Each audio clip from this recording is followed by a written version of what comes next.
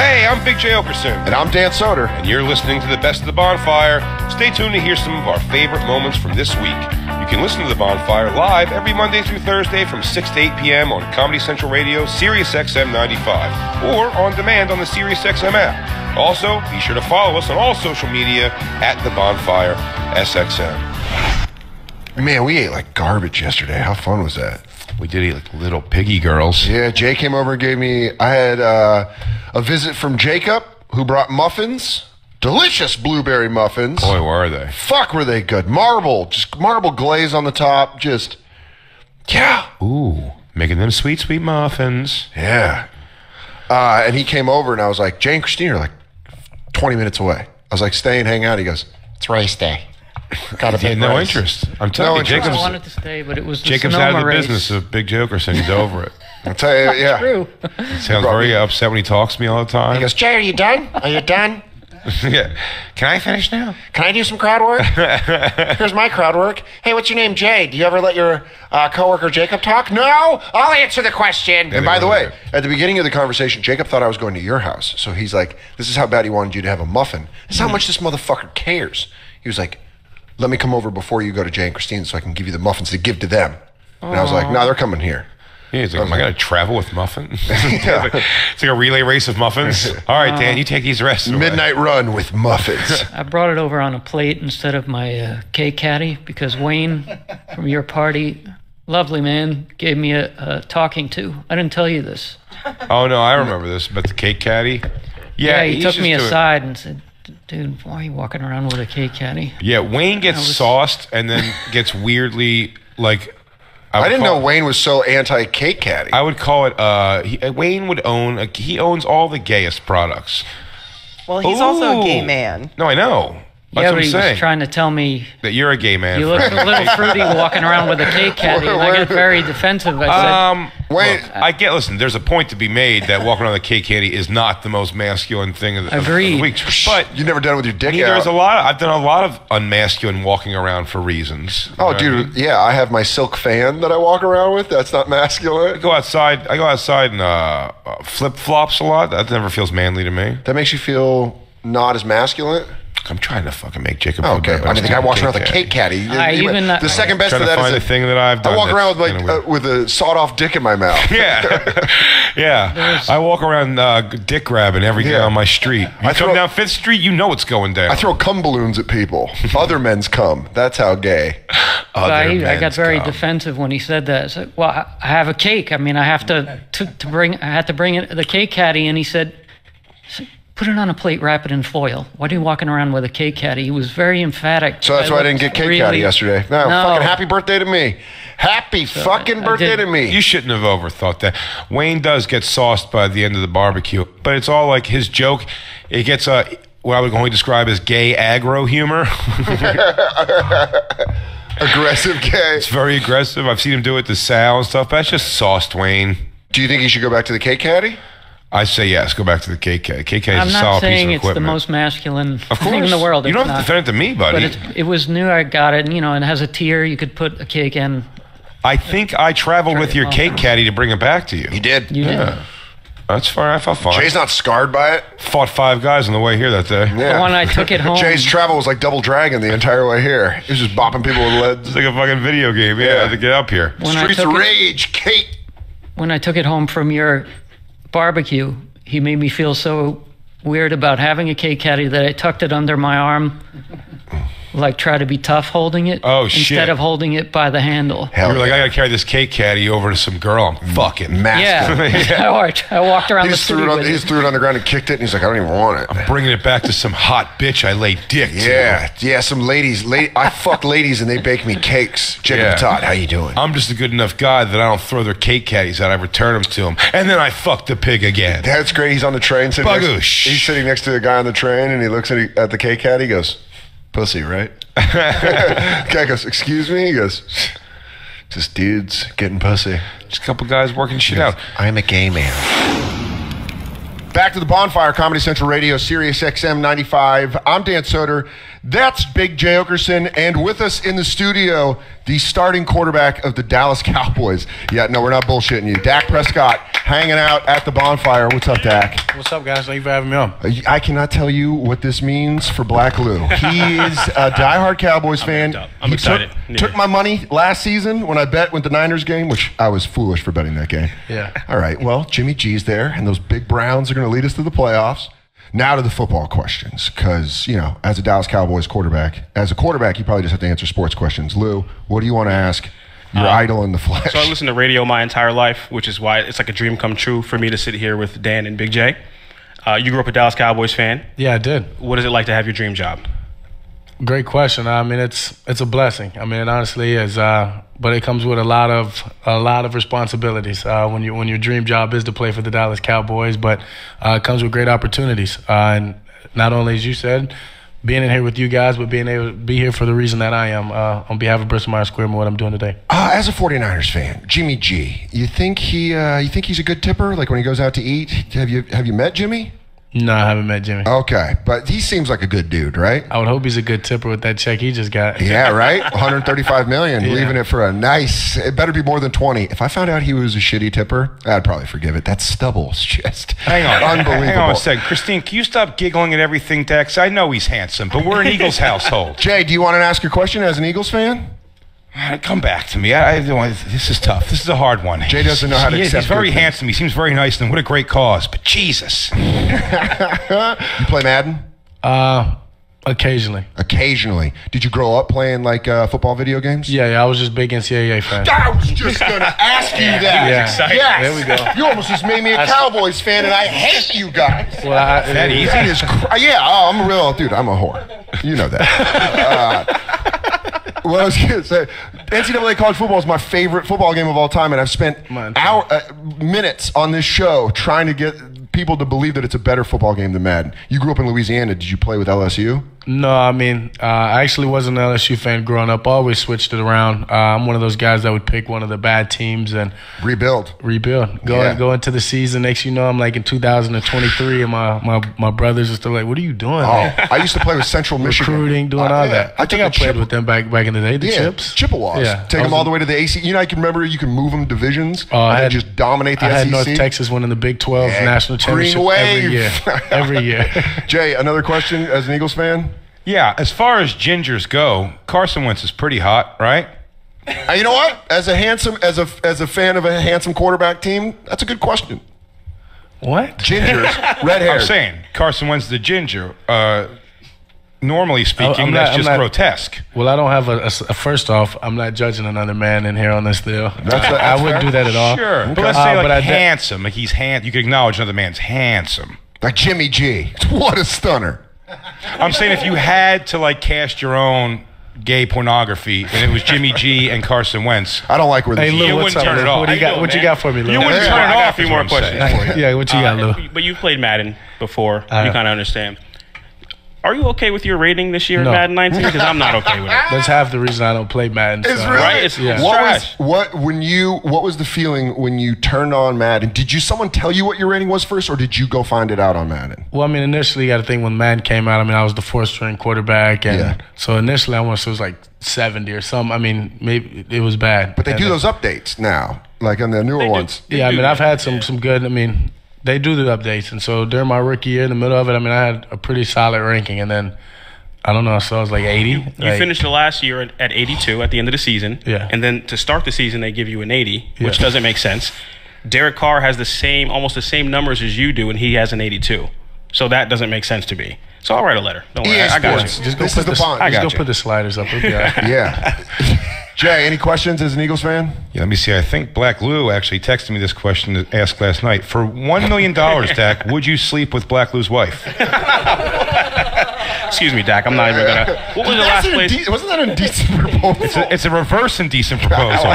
He's paying Dak to sleep with Black Lou's wife, with his own wife. Will you sleep with my wife for $1 million? I pitched this with Fran Drescher, but I'm going to pitch this right to you, my brother in radio. I'll write that on spec. I will go home. We'll get some. I'll just let you know right now. I can tell you, just because I know her, for $20, Christine will leave with you and spend the rest of her life with you right now. She goes, I'll do it for an MTA card. No, just as a paper trail. Oh, God. Dak, thanks so much for coming in, man. I really appreciate it. Can I have one parting question? Absolutely, Jay. You know I can't. Dak, do you happen to have maybe like an old T-shirt or two that Christine and Lou can wear to bed at night? I didn't bring my suitcase. Justin Silver's hanging out with us on the phone right now. We have, you know him from the You Know What Dude podcast. Everybody, the hilarious Robert Kelly joins us. Bobby, we wanted you to call because I'm happy that Justin was here for this. Justin was my last, call it victim if you want, challenger. I was going to say notch on the belt of the drum battle at last year's holiday show. Well, Bobby, afterwards you threw down the gauntlet and said, you know what? You challenged me the next time to the drum battle. It's big. Yeah, I did. I threw down the gauntlet. When this was Bobby, I think what Jay was trying to get at is you talk some shit, so are you going to show up at Skankfest to comfort? Hang on, Dan. Know your fucking role, first of all. First? Dan, oh, okay? Bobby. Wow. Listen, Bobby, you know Me? that. You, First Bobby, of all, you know who the fuck. You know where we are, all right? You don't just throw me down the fucking river because Big J's on this now. Hold on a goddamn second. Listen, Dan, what I'm saying to you is this. You're coming in hot and heavy on Jay's side. I threw down the gauntlet to that big guy, okay? I saw what he did to Justin. I see. Manhandled him. You think? Well, let's go. Let's just. You took a left when everybody thought you were going to take a right. It wasn't that crazy, okay? You talking about me? You talking about me or Jay? No, he's talking about Jay. He's saying that his win wasn't that impressive. Sure, I'll give it to him. I'm saying Jay was subtle. Everybody thought he was going to go nuts, and he went subtle, and that's why that's what won him the battle. Okay, He had a good game plan. Justin came in like a man, straight out, wanted to do a drum battle.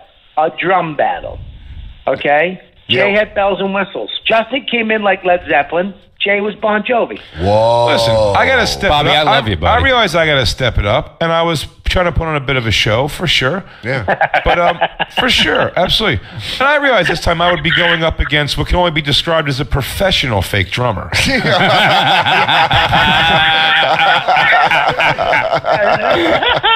I'm an amateur fake drummer.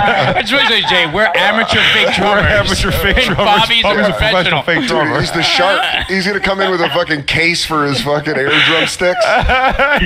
It takes a long time for Jay to get there sometimes, but it's always worth it. So I am completely ready to do this at Skankfest. Christine tells me, and maybe she's just trying to make me feel better. Maybe she's trying to gas me up. Says Bobby Kelly says he needs at least a month to train for air drumming. Yeah, I need a month to train. When is this Skankfest thing? July 14th and 15th. Bobby, you're booked on it. July? Am I? Yeah. Yes. Where is it? He's like, I'm going to see if I'm in town. It's in Brooklyn. He goes, oof, sorry, I'm out of town that weekend. And now you're on the fest. No, he's here. He leaves for Montreal on Tuesday. I know the schedules.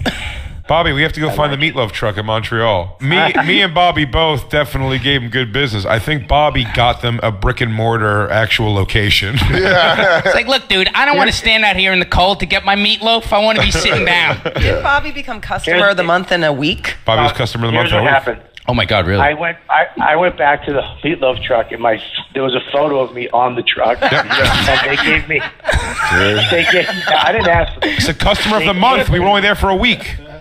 They gave me a free chutney sauce true. and free meatloaf sandwiches for the rest of the festival. Did they name a sandwich after you? Yeah, It was just they only had the one sandwich. But I'll tell you what Bobby did that was amazing though. He was smart. He came the first day or one of the first days or shows we had. Afterwards, we went and found this truck and ate it. Me and Bobby both said to ourselves, we go, man, this is deadly. Like for sure. It's the greasiest, butteriest, the most amazing thing I've ever had. I go, gotta stay away from this. I go, I'm gonna wait because Christine's coming in a week. It was a 2-week run of Nasty Show. I go, Christine's coming here in a week. I go, so I'm gonna have another one with her. He goes, yeah, I gotta stay away from this shit. And then when I went with Christine's, when we saw the Bobby's picture on the thing, and I go, what happened? Bobby goes, A lot of people wanted to have meatloaf sandwiches, so Bobby kept bringing them business. That's why they loved him so much. And they kept giving him free, and they told him his meatloaf sandwiches were on the house. That's crazy. Bobby was street team. He was a meatloaf street team. God, I want one of those sandwiches right now. So good. I can hear those kissable lips puckering up right now, Bobby, over the phone. It's essentially it's a grilled cheese. Stop it! I'm not going to Montreal with amazing meatloaf in it. All right, Really? Yeah, but it's the bread. It's the bread. The bread is real homemade bread, and they butter both sides. Buttered both sides. And I didn't even know what a chutney was. Oh, I thought it was something like you got it from a girl in Jersey. Yeah, Like an STD. Bobby, do you accept the challenge of Skankfest? Strip down. We don't have to go over the top. I'm not going to bring anything crazy to the table. Just me and you, just air drumming. We'll go as basic as you need.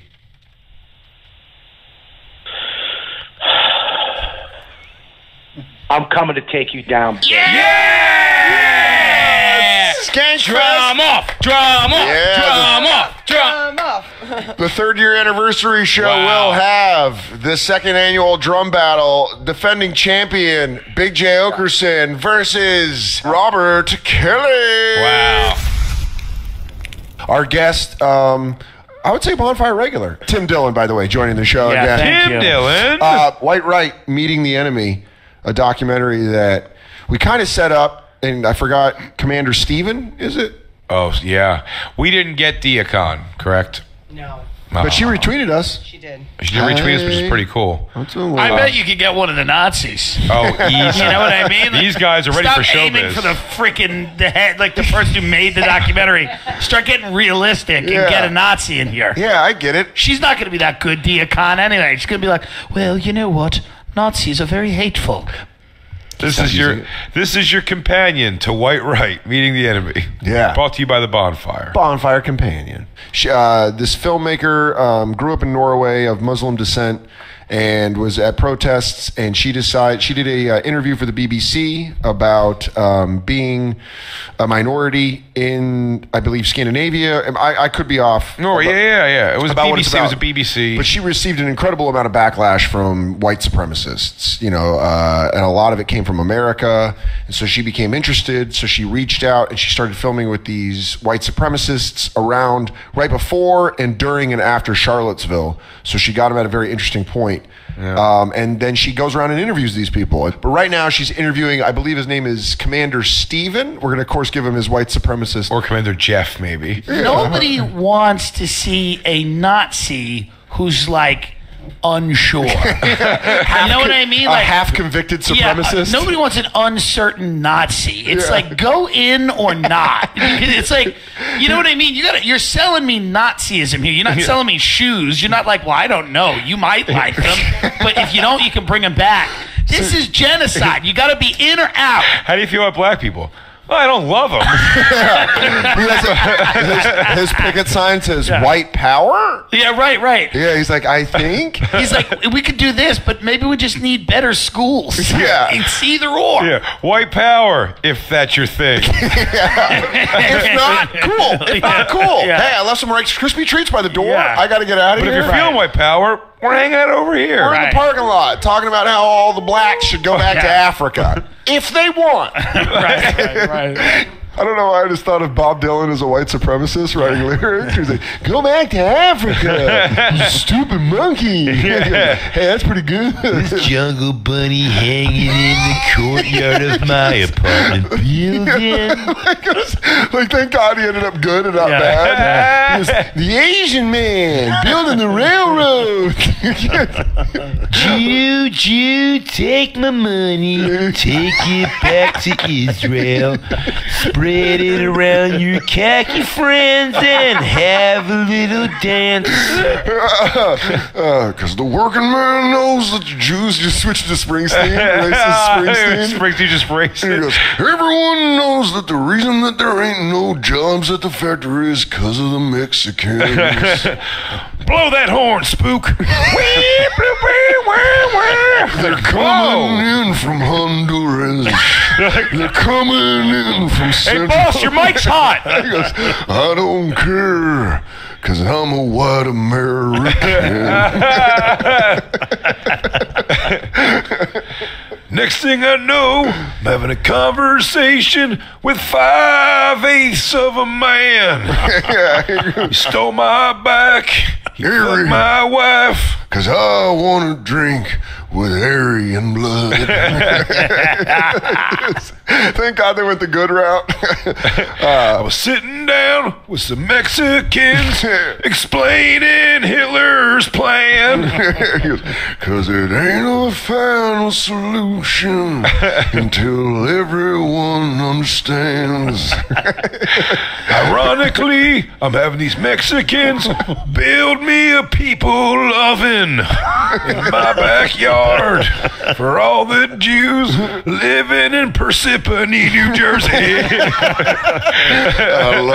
I like specific hate. I like it face to face. I like action on the end of a duct tape axe handle. Hateful Bruce Springsteen might be my new favorite thing. Not in my backyard. Yeah. Not in my backyard. Don't touch my daughter. Leave my diner alone.